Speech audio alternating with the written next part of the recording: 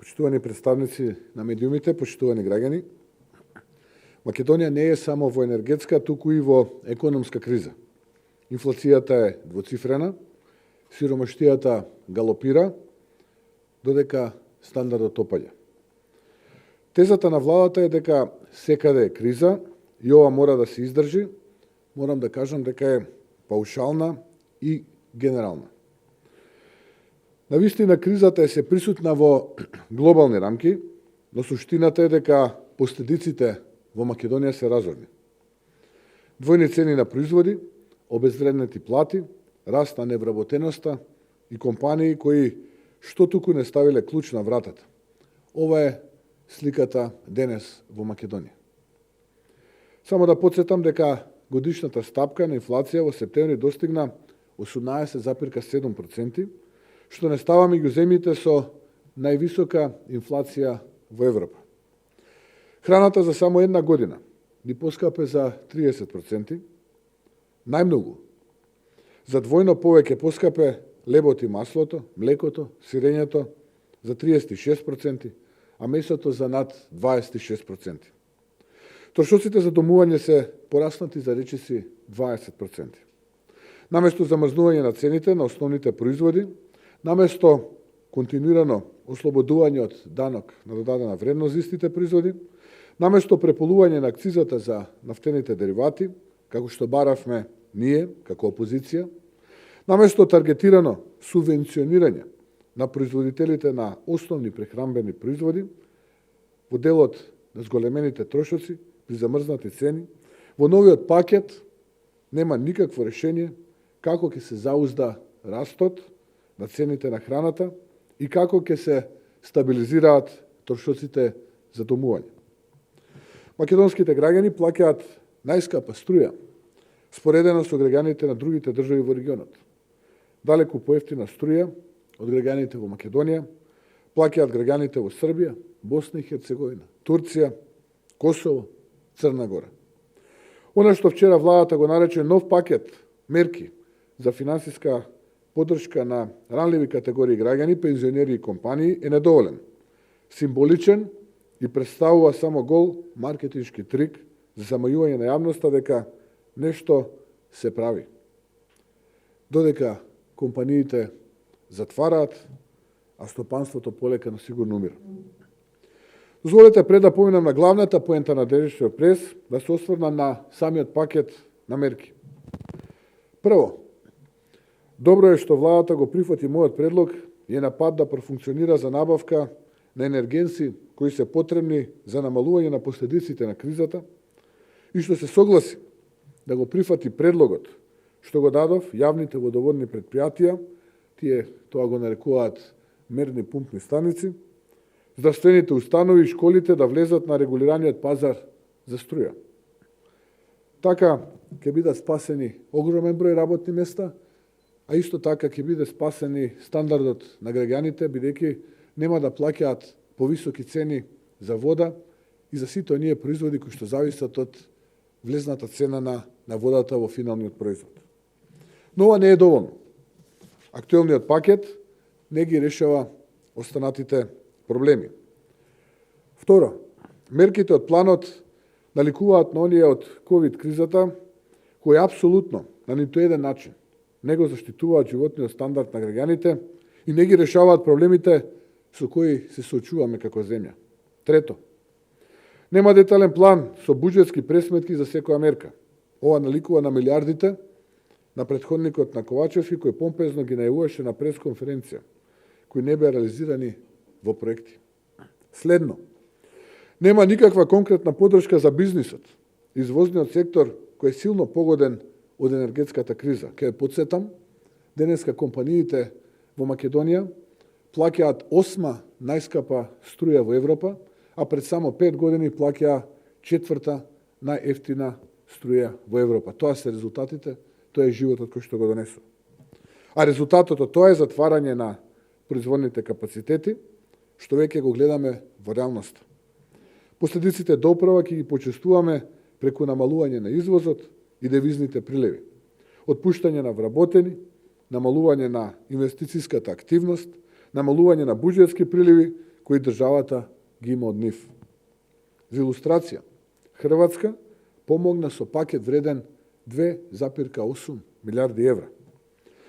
Почитувани присутни, сумирано, 3/4 на наведената сума на новиот пакет не се однесува на мерки, не се однесува на помош на граѓаните и компаниите. Мал е износот на средства за мерките кои се насочени кон најранливите категории граѓани. Нови мерки во вид на финансиска помош доаѓаат по високиот ценовен удар и силното осиромашување на населението. Зошто? Само поради една причина. Неспособната, неподготвена и неозбилна влада која ни ја води економијата и државата. Вистинскиот лек за народот, за бизнисот, за инфлацијата и за енергетската криза го немаше во вчера објавениот пакет на мерки. Повторно, нема ништо за тоа како домашно ќе ја стабилизираме цената на струјата, како на среден рок ќе се справиме со енергетската криза. Инфлацијата е силно условена од порастот на цената на струјата, која што фирмите ја пренесуваат на финалните производи.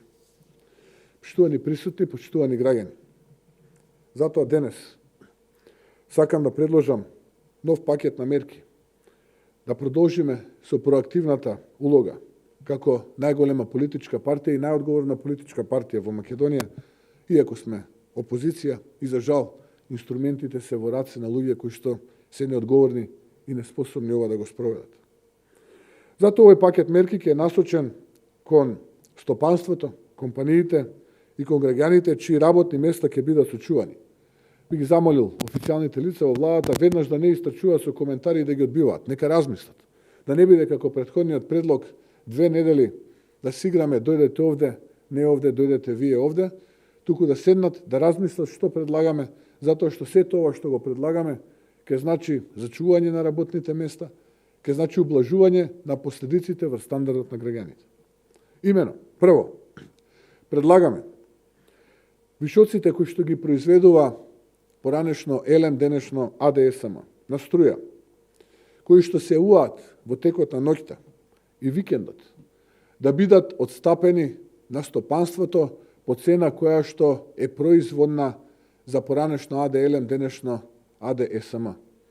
Според нашите калкулации, таа цена нема да надмине вредност од 80 евра за мегават час, а периодот на апликација на оваа мерка да биде од 1 ноември 2022 година се до крајот на кризната состојба 30 април 2023 година, а потоа ќе се продолжува во зависност од новата реавалуација на состојбата која што се случува и во Македонија, но и во Европа.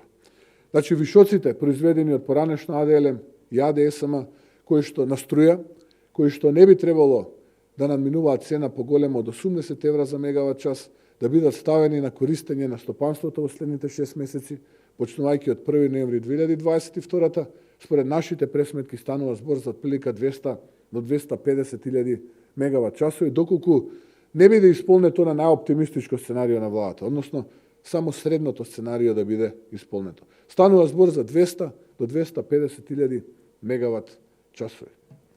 Почитувани присутни, за ова да се случи, потребно е да се интервенира во Законот за работни односи и Законот за трговија, каде што недела е неработен ден.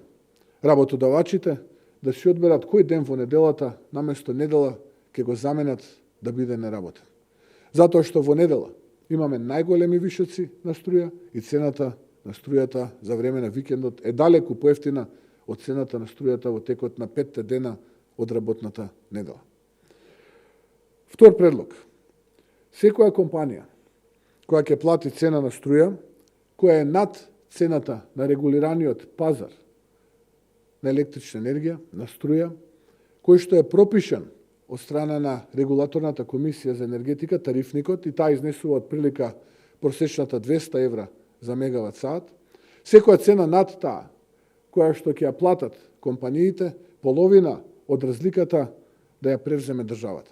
Според нашите калкулации и според мерките кои што и според првата мерка која што предлагаме, станува збор за отприлика 50 на милиони евра помош за стопанството, да ги зачуваме работните места, да продолжиме да произведуваме, да го задржиме извозот, за да не ни се случи затварање на компаниите и буквално екзодус на квалификувана работна сила. Повторувам, секоја цена на мегават час, која што компаниите ќе ја платат, а ќе биде повисока од регулираната според тарифникот за мали потрошувачи на Регулаторната комисија за енергетика, половина од трошоците да ги плати владата во вид на субвенција. Пример, ако цената е 400 евра за мегават час, а просечната цена која што според тарифникот на Регулаторната комисија за енергетика изнесува 200 евра, половина од таа разлика, од тие 200 евра до 400, да ги плати владата, односно 100 евра да ги плати владата од буџетот како помош за стопанството. И тоа е во вредност од прилика околу 50 милиони евра. Предвидуваме викенд без ДДВ за основните прехранбени производи. Викенд без ДДВ за да можат да се снабдат граѓаните по пониска цена, за да не удираме со ДДВ-то во стандардот на граѓаните. Ова го велеме затоа што самата влада се пофали дека има зголемена наплата на данокот на додадена вредност и тоа се должи само поради една причина. Не затоа што имаме поголема активност во економијата, не затоа што има поголема фискална дисциплина, само поради едно, поради екстремно високата инфлација. Затоа предлагаме викенд без ДДВ на основните прехранбени производи. Понатаму, предлагаме интервенција во Законот за личен доход и тоа иницијатива ќе ја поднесеме во собранието во текот на оваа или следната недела, со кој што ќе се одложи скалестото оданочување. Тоа ќе почне да важи од 1.1.2023 и директно ќе удри на стандардот на граѓаните, а ќе влијае и врз финансиската ликвидност на компаниите. Затоа ние во рамките на парламентот ќе поднесеме иницијатива за повторно одложување на примената на овој закон, а тоа е Законот за личен доход, односно, да бидам попрецизен, скалестото оданочување да се одложи за уште една година, односно до 31.12.2023 година. Пето, дестерилизација на благеничките записи во Народната банка. Таму цениме дека има помеѓу 150 и 160 милиони денари пари од банките, од фондовите, кои што се наоѓаат запишани во благеничките записи. Да се дестерилизираат со намалена емисија на благенички записи, тие пари да се вратат назад кај банките, а потоа банките тие пари да ги пласираат до стопанството, односно да ги стават на располагање на стопанството, со што ќе помогнат ликвидноста на компаниите, а работните места ќе бидат сочувани. Ова се 5 мерки кои што, повторувам, значат директно ублажување на последиците врз стандардот на граѓаните, спас на работни места и поддршка на компаниите да продолжат нормално да работат, за да можат да вработуваат наши граѓани, луѓе кои што преку работата во тие компании ќе ги прехрануваат своите семејства. Почитувани присутни, владата ниту делува брзо, ниту делува одлучно во кризи. Голем крах имаше во справување со здравствената и економска криза, предизвикана од COVID-19. Голем крах има сега во справување со инфлацијата и енергетската криза, кои се присутни повеќе од една година, иако предупредувавме. Не го стопираа растот на цените на основните прехранбени производи. Не ја подготвија државата да ја дочека зимата со сигурно домашно производство на електрична енергија. Не го помогнаа бизнисот, кој е неликвиден поради високата цена на струјата. Затоа не е време за бркање на политички поени или суети. Време е за делување. Кога се работи за интересот на граѓаните, треба да се повлечат потези кои ќе се за најдоброто на државата и граѓаните. Затоа повикувам владата да го прифати пакетот на мерки кои го нудиме и да сочуваме работни места, да го заштитиме стандардот на граѓаните. Ви благодарам. Ако имате прашања, ви стојам на располагање.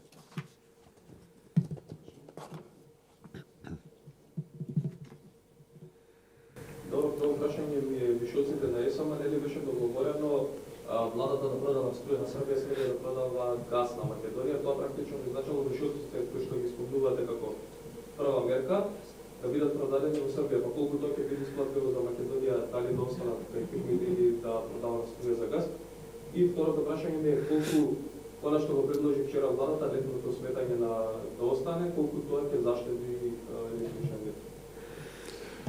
првото прашање ќе морам да кажам дека не е баш така. Тоа што беше потенцијална можност за договор со нашиот северен сосед беше следно. Од нашиот северен сосед да се обезбеди газ за работа на термоелектраната Топлана Скопје или позната како Тето Скопје, таму да се произведува струја, како нус производ на производството на струја се произведува пареа, дел од таа пареа да се користи за затоплување на корисниците на централното грејење во Скопје, а дел од таа струја во компензација да се плати за гасот кој што ќе се користи. Според моите информации до овој момент договор за тоа нема. И не очекувам дека ќе има. Зошто?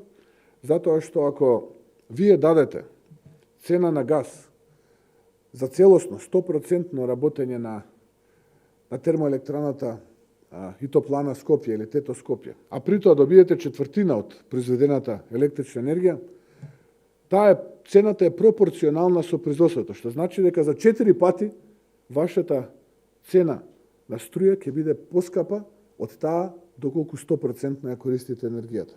Или да бидам прецизен, ако со $700 за 1000 метри кубни Тето произведува цена на електрична енергија на струја 205-210 евра и при тоа произведе 200 мегавати, тогаш ако платиме ние со 50-60, цената нема да биде повеќе 205, 207, 210, ќе биде најмалку 800, 805, 815 и така натаму. Тие две работи се пропорционални едната со друга. И затоа нема да им се сплати нити на нашиот северен сосед да ни даде таков газ, за замена на тоа да добие четвртина од производството на електрична енергија. Тоа е суштината и затоа таков договор нема. Јас објавував на социјалните медиуми дека дел од вишоците на сумнителен начин завршуваа на регионалниот пазар на Балканот.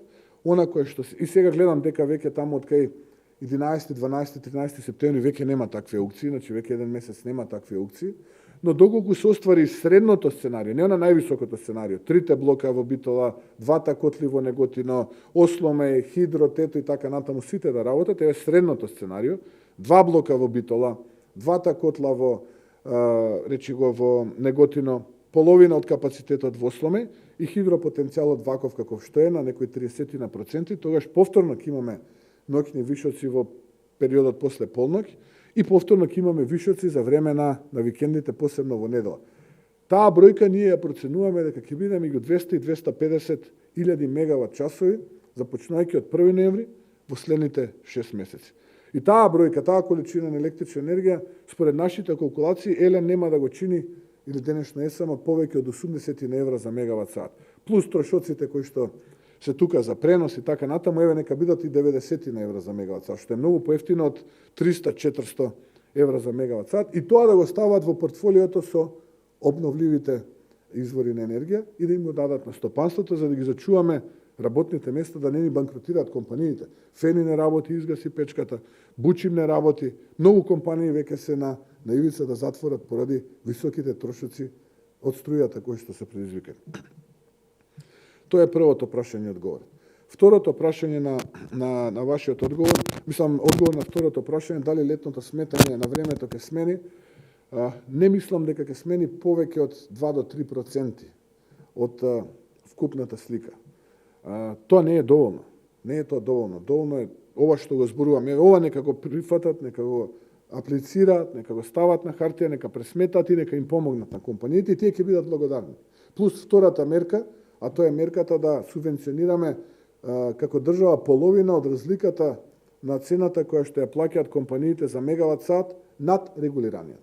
Ако е регулираниот за мали потрошувачи, да речеме, просек некои 200 евра, 12 денари по киловат или 12.000 денари по мегават саат, се што е над тоа пола-пола. За да ги зачуваме работните места, 680.000 луѓе работат таму. Ако крахира економијата, ќе нема пари во буџетот, ќе нема ни за образование, ќе нема ни за здравство, ќе нема ни за земјоделците кои што се и така на колена, ќе нема за никого. Ќе нема за администрација, ќе нема за никого. Затоа е многу важно да го одржиме бизнисот здрав. Многу е важно компаниите да ги одржиме во кондиција, затоа ова го предлагам. Ако може на друга тема прашање во врска со така наречената афера Броево, која о известен период се зборува, дали поднесете кривична пријава на обвинителство и сомнежни лица до антикорупцијска комисија? Па денеска гледам има став од антикорупцијска комисија, од председателката, ако не се лажам, како се викаше, Билјана Ивановска, или ако мислам дека така беше името и презимето, дека таа не видела случај, без да ја види представката која што евентуално како политичка партија би ја поднесле до Државната комисија за спречување на корупцијата. Се надевам дека нема така експресно да делуваат како што тоа го направи денеска пред време на прашање на еден медиум. И се надевам дека многу сериозно ќе му пристапат на овој случај, затоа што многу внимателно ќе го следиме.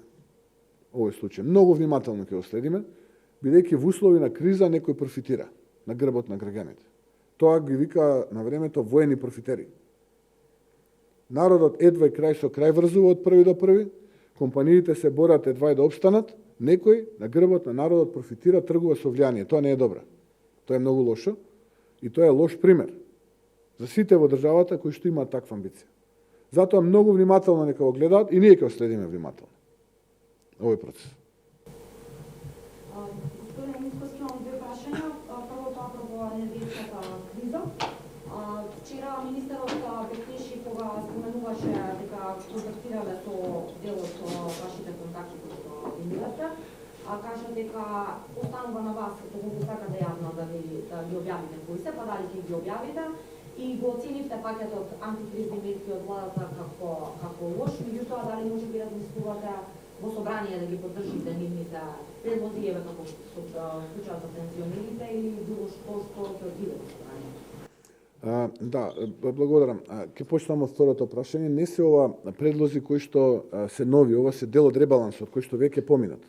Не се ова предлози кои што ние сега треба да ги поддржуваме во парламентот, бидејќи тоа се предлози кои што веќе се поминати и тие до сега кога требало со ребалансот да се аплицираат, не се аплицираат, сега се аплицираат. Единствени нови предлози се оние барања кои што ние ги дадовме како опозиција, тоа е мигрирање на здравствените, на објектите кои што се занимаваат со здравство, јавно здравство и училиштата, како и јавните водоводни предпријатија да мигрираат од овој речи го слободниот на регулираниот пазар, и тоа не се прави повторно со закон интервенција, туку колку што разбрав со уредба ќе биде, која што и дава можност на владата кризната состојба. И како по закон за кризи, они можат со уредба тоа да го дерегулираат, така да тоа воопшто нема ни да дојде во рамките на парламентот за да се бара поддршка од било која политичка партија. Така што во тој дел тоа би сакал да кажам. А што се однесува до позициите за кои што разговаравме, јас моето го направив. Тука сум за било каква поддршка, останатото си со официјални разговори кои што се ги врши владата. Тоа е што и немам тука што повеќе да додадам. И само што едно прашање на темата, ваш коментар околу отварањето на бугарското здружение Цар Борис III во Охрид, во народот на притока се придружи на протестот. Како го коментирате сега ова и дали може би го познавате председателот на здружението како што обвинуваат од власт? Не го познавам момчето, гледам некоја слика се појавува таму во манастир, мислам дека точно знам кога е тоа сликано и како е сликано, тоа беше при една моја посета. Во тој манастир станува збор за Бигорскиот манастир, каде што ние беа таму и каде што како групација ми даде една книга која што им ја вратив нормално. Не ја примев. И тоа е тоа, единствената моја следба во животот е тогаш со ова момче. Инаку, јас став дадов во четвртокот, ден пред да се случува ова, како и го оценив како голема провокација, како резултат на поданичките и предавнички политики од страна на оваа влада, на СДСМ.